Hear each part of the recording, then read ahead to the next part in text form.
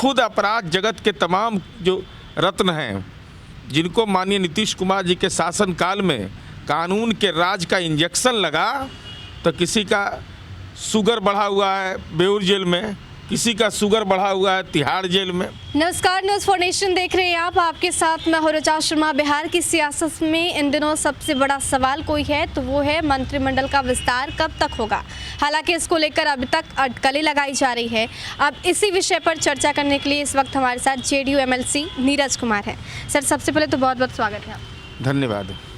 मंत्रिमंडल विस्तार को लेकर अब तक ब्रेक लगा है, कब तक हटेगा? संपत्ति विस्तार के लिए नहीं बेचैन है। अरे मंत्रिमंडल विस्तार माननीय मुख्यमंत्री जी का विशेषाधिकार है, तो समय पर वो हो जाएगा। और साथ ही साथ राज्य की जनता के जनादेश के अनुरूप 7 निश्चय पार्ट 2 पर काम प्रारंभ हो गया ना, तो विपक्ष को बेचैनी क्यों होता है? अब उनके जैसा थोड़े मेरा राजनीति का लूर लक्षण है कि राजनीति में कुछ जब तक लक्ष्मी जी मिले नहीं तब तक मुस्कुराए नहीं। अरे हम संपत्ति विस्तार का काम नहीं करते हैं, हम मानव विकास सूचकांक को बेहतर और विस्तारित करने के पक्षधर हम हैं। तो स्वाभाविक रूप से यह काम संवैधानिक प्रावधान है, उसको समय पर किया जाएगा। कोई खींचतान नहीं है, न कोई तनाव है।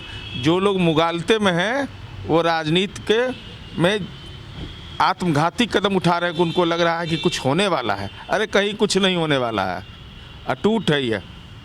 तेजस्वी यादव लगातार आक्रामक दिख रहे हैं नीतीश कुमार के खिलाफ, और अपराध में जिस तरीके से बिहार में आपराधिक घटनाएं बढ़ रही है, ऐसे में वो सीधे पहुंच गए राजभवन और उन्होंने राज्यपाल से शिकायत भी कर दी है। देखिए, महामहिम से मिलने का अधिकार सबको प्राप्त है, तो हमारी उम्मीद यह थी कि अगर आप महामहिम के यहाँ जा रहे हैं तो वहाँ बताते कि भाई अपराध के कुल शिरोमणि बेऊर जेल में, तिहाड़ जेल में और जो विभिन्न मानक के आधार पर, चाहे वह नवादा के उनके रत्न हों या उनके आरा जिला के रत्न हों, 3 रत्नों के भी अपराध की फहरिस्त ले जाते। साथ ही साथ अपने दल के जो निर्वाचित माननीय हैं, जिसमें कि 54 लोग पर गंभीर आपराधिक मामले हैं, 73% नहीं, घोषित आपराधिक मामले हैं 73%, गंभीर आपराधिक मामले हैं 44 लोग पर है 60%, SC ST आरोपी केस के आरोपी हैं 5%, पोस्को एक्ट के आरोपी राजद विधायक हैं 3%, महिलाओं के प्रति अपराध के आरोपी हैं 3%, अपहरण से संबंधित 3%, जबरन वसूली रंगदारी 1%। तो ये सारे जो रत्न हैं राष्ट्रीय जनता दल के, जो चुनावी आयोग में हलफनामा इन्होंने दिया है, वह भी साथ में लेके जाते। तो महामहिम कम से कम ये देखते कि पात्रता राष्ट्रीय जनता दल में है कि नहीं, ये सवाल को खड़ा करने पर। खुद अपराध जगत के तमाम जो रत्न हैं, जिनको माननीय नीतीश कुमार जी के शासनकाल में कानून के राज का इंजेक्शन लगा, तो किसी का शुगर बढ़ा हुआ है बेऊर जेल में, किसी का शुगर बढ़ा हुआ है तिहाड़ जेल में, तो स्वाभाविक रूप से तब हमको लगता है कि और बेहतर रूप से इनका जो फहरिस्त रहता, जो प्रारूप रहता, अपराध के मामले में चर्चा करने गए थे, तो यह फहरिस्त भी वह पेश करते, संलग्न करते, तो बिहार की जनता ये समझ पाती कि लालूवाद के विचारधारा का जो खौफनाक अनुकंपाई विपक्ष के नेता हैं, उनकी राजनीति में संगति कैसे लोगों से ही हुई है, इसका एहसास हो जाता है। तेजस्वी ने तो अल्टीमेटम भी दे दिया है, बोला है कि 30 दिन के अंदर अगर बिहार में आपराधिक मामलों में कंट्रोल नहीं किया जाएगा तो सीधे अब राष्ट्रपति के पास पहुंचेंगे और परेड करेंगे। 30 दिन रहेंगे ना कंटिन्यू? भाई पॉलिटिकल टूरिस्ट हैं ये कब कहाँ लापता पाए जाते हैं कोई पता नहीं इनका चलता है, क्योंकि इनका लोकेशन बहुत क्लियर है। अपने रहेंगे कि नहीं, क्योंकि कोविड-19 में संकल्प लिए थे विधानमंडल में कि हम लोग मिलकर लड़ेंगे, तो 54-55 दिन फरार पाए गए। आपदा आता है तो फरार पाए जाते हैं। तो ऐसे सवालों पर, राजनीतिक सवालों पर तो आप संजीदा नज़र आते हैं, लेकिन हम यह जानना चाहते हैं कि खुद मौजूद रहिएगा कि नहीं वहाँ। तो वहाँ मछिया उछिया लेके जाएंगे ना, कि बिना मछिया के रहिएगा।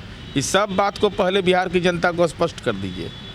आपराधिक मामले जिस तरीके से बढ़ रहे हैं, ऐसे में क्या प्लानिंग है नीतीश कुमार की? सरकार किस तरीके से आगे इस पे रणनीति बनाकर कि अपराध के मामले में अभी उद्भेदन होने दीजिए, उसके बाद अपराध के मामले में तमाम चीज़ों के बारे में तथ्यों पर हम लोग चर्चा करेंगे।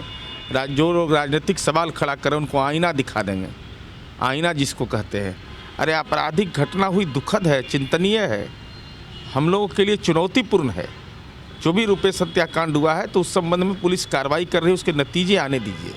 लेकिन जिस ढंग की भाषा का इस्तेमाल किया जा रहा है, जो तथाकथित आंकड़े दिए जा रहे हैं, धैर्य रखिए, ये ज्ञान की भूमि है।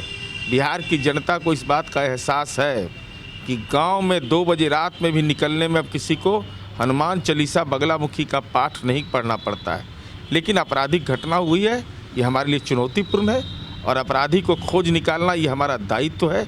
लेकिन जो राजनीति का एजेंडा जो लोग तय कर रहे हैं, तो राजनीति का एजेंडा हमको भी सेट करने आता है।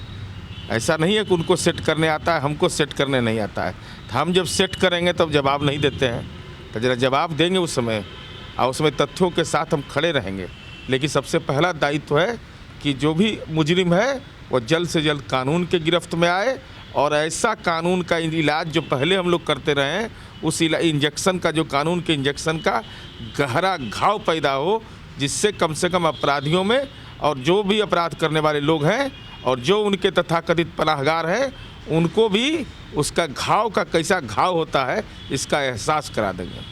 बिल्कुल, तो साफ तौर पे नीतीश कुमार की सरकार की तरफ से पूरी कार्रवाई की जा रही है और इसके साथ बिहार पुलिस भी अलर्ट पर है, ताकि बहुत जल्द आरोपी तक पहुंचा जा सके और बहुत ही जल्द बिहार में जिस तरीके से आपराधिक मामले बढ़ रहे हैं उस पर कंट्रोल पाया जा सके। फिलहाल के लिए इतना ही। बने रहे हमारे साथ और देखते रहे न्यूज़4 नेशन। नमस्कार।